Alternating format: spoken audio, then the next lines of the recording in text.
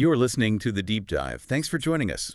If you're here, you want to get past the headlines, really understand things, and do it efficiently. Exactly. And today we're digging into something quite personal and really poignant. It's from E.A. Hanks, Tom Hanks's daughter. Right, she has this new memoir out, The 10, a memoir of family and the open road, and we've got some excerpts, basically, from an article discussing it. And our mission, if you like, is to explore her perspective on her dad, Tom Hanks, but specifically through the lens of, well, Disneyland. This is Okay, fascinating. that's interesting. How does that connection work? Well, that's the core of it. It's this place of, immense joy and connection for them, but she's also looking ahead. To a time maybe after he's gone. That sounds heavy. It is. There's this tension there, this incredibly happy place, potentially becoming a very poignant reminder of loss. Okay, let's unpack that. So first off, this connection to Disneyland. Yeah. It's not just casual, right? Not at all. She apparently describes it as more of a constant in her life than any actual house she lived in. Yeah. Wow. More constant than a house. Yeah. Think about it. The article mentions Thanksgivings there, Christmases, numerous birthdays. It was a fixture. So it became this real anchor point for the family. Definitely. And specifically for bonding with her dad, Tom Hanks, but also importantly with her brothers. Right. She has her older brother, Colin, From Tom Hanks's first marriage to Susan Dillingham. and then her younger brothers, Chet and Truman, from Tom's marriage to Rita Wilson. And it's really telling, I think, that she just calls Chet and Truman her brothers. No half qualifier mentioned in the piece we saw. It speaks volumes about their closeness, you know? It really does. It paints a picture of a very unified family experience, at least in that setting. And there's that quote. Oh, the one about Disneyland and her father? Yeah. I cannot separate my emotional connection to Disneyland from my emotional connection to my father. That just, Oh. it's incredibly powerful, isn't it? It perfectly captures how a place can become completely intertwined with a person, with memories. Absolutely. So this place is steeped in memories of him, of them together. Which naturally leads to her thinking about, well, the future. Visiting Disneyland after he's no longer here. And that's where the poignancy really comes in. Exactly. She reflects on what that experience might be like. And there's a specific trigger she imagines. What's that? Hearing his voice, specifically his voice as Woody from Toy Story. You know, on the rides, maybe coming from merchandise. Oh, wow. Yeah, that would be intense. And didn't he also play Walt Disney? He did in Saving Mr. Banks, so his presence is kind of baked into the park in like multiple ways. His voice, his portrayal of the founder. So hearing Woody's voice, a sound probably linked to so much joy and shared experience. Suddenly becomes layered with this profound sense of absence. The article says just thinking about it made her, quote, crack open with emotion. I can only imagine. It's a sharp contrast, right? Joy and potential future grief occupying the same space. But it's not all potential sadness. Yeah. There's another layer here. The article calls it a bittersweet thought. Yeah. The idea that, in a way, Disneyland offers a kind of permanence for him. Through his art, through his work, that's part of the park. So like a part of him lives on there. Precisely. She has this beautiful way of putting it, calling Disneyland a monument for art against death.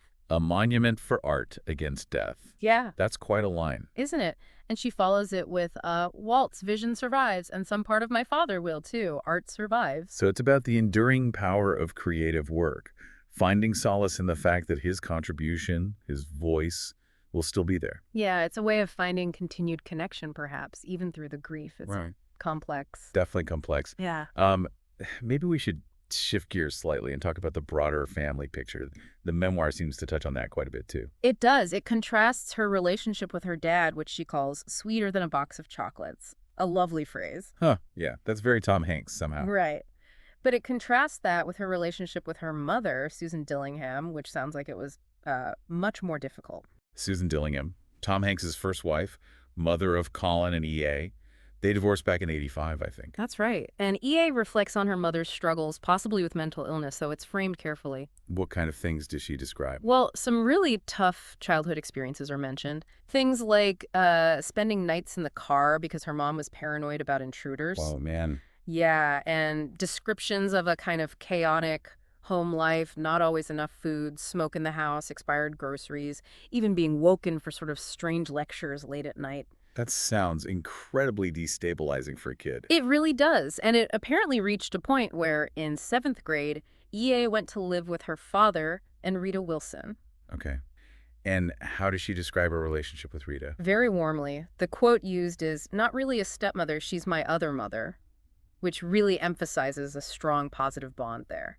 That's good to hear. And she mentioned feeling close to Chet and Truman, too. Yes, explicitly saying they never felt like half-brothers because they grew up together, it suggests a really integrated family unit was formed. It's also interesting the article touches on Tom Hanks's own view on parenting from an older interview. Yeah, from 2019, he talked about, unconditional love, basically, being there for his kids, providing support, keeping them safe, the essentials. And also about trying to shield them from the public eye, him and Rita, which must have been a constant effort. No doubt. And just to complete that picture, EA's mother, Susan Dillingham, also known as Samantha Lewis, sadly passed away from cancer in 2002. Right. So understanding all that background, it really adds weight to her connection with her dad and why maybe those consistent positive experiences at Disneyland felt so important. Absolutely. It provides context for that deep bond. And EA, of course, she's built her own career. Yeah, she's a writer, right, for some big publications. Vanity Fair, Time, The Yes. Guardian, The New York Times. She's got serious writing credentials. And now this memoir, The 10, just released April 8th, 2025. Right. And the whole premise of the book sounds fascinating, too. It's about her retracing a road trip she took with her mother. Oh, interesting. So like trying to understand her mother better through that journey. That seems to be the idea. And the article included this one specific story from the book Yeah. about her mother moving her and Colin to Sacramento, but without telling their father first. Wow. Again, speaks to that instability she mentioned earlier. It really does. It paints a vivid picture. And, looking at the whole Hanks family, it's interesting how all four kids have kind of found their own paths, often in the public eye to some degree. Yeah, you have Colin, the eldest, who's had a really solid acting career. Yeah. Life in Pieces, King Kong, lots of stuff. And Tom apparently told him only to act if he was really passionate about it. Sensible advice, I guess. Seems like it. Colin's married, has 2 daughters himself. Then there's Chet. He's also acted Empire, Greyhound. Hmm. And he does music too. Yeah, he's in a country duo, Something Out West. The article acknowledges he's had some controversial moments in the past. All right, I vaguely remember some headlines. But it emphasizes his focus now is on sobriety and that his parents are, very supportive. He also has a daughter. Okay. And the youngest, Truman. Truman mostly works behind the camera. He's in the Camera Union cinematographer, though he did act alongside his dad in A Man Called Otto. Oh, I remember that. And he looks a lot like his dad, doesn't he? Apparently so. And interestingly, he studied math at Stanford before getting into film production. Math. Okay, didn't expect that. So quite a diverse range of paths they've all taken. Definitely. A talented family, clearly. And EA's memoir gives us this really intimate window into her specific experience, especially this powerful connection with her father through Disneyland. So wrapping this up, thinking about the main takeaway from our deep dive today, Oh. it really is that incredibly moving link E.A. Hanks draws between, a place like Disneyland, packed with joy, packed with shared history, and her deep love for her father, Tom Hanks, and how that whole connection gets, well, deeper, more complex when she thinks about the future, about loss. Yeah, it's so personal, but it touches on things we all grapple with, doesn't it? Family dynamics, how memory works, how places hold meaning, Absolutely. and that need to find ways to keep people we love sort of present, whether it's through their art, like she talks about, or just through memories and traditions we keep alive. It really makes you pause and think about your own life, those kinds of connections. For sure. So maybe final thought for everyone listening. Is there a place or maybe a tradition in your life that's deeply tied to someone important to you? Good question. How do you think your feelings about that place or tradition might change over time, as life changes? It really underscores the power of those shared moments, doesn't it? And how memory keeps things going. It really does. A powerful thing to reflect on. Well, that's all the time we have for this deep dive. Thanks for tuning in.